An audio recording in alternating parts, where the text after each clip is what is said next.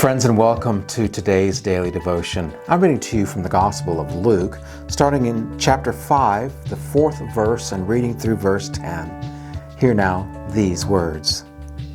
When Jesus had finished speaking, he said to Simon, "Put out into deep water and let down your nets for a catch." Simon answered, "Master, we have worked all night long, but have caught nothing. Yet, if you say so, I will let down the nets." And when they had done this, they caught so many fish that their nets were beginning to break. So they signaled their partners in the other boat to come out and help them. And they came and filled both boats so that they began to sink. But when Simon Peter saw it, he fell down at Jesus' knees, saying, "Go away from me, Lord, for I am a sinful man." For he and all who were with him were amazed at the catch of fish that they had taken. And so also were James and John, sons of Zebedee, who were partners with Simon. Then Jesus said to Simon, "Do not be afraid. From now on you will be catching people." Have you ever been in a situation where someone asks you to do something and you really don't want to do it? I certainly have been there. There are times that I will get very frustrated when somebody asks me to do something after I have had a very long and arduous and difficult time.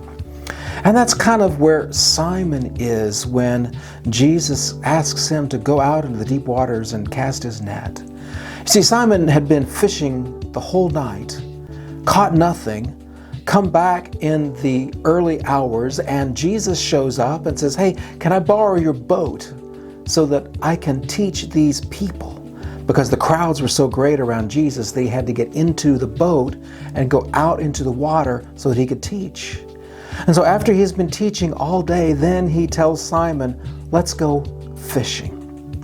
Now Simon has worked all night, has sat there listening to Jesus all day, and I'm sure he's ready to just collapse.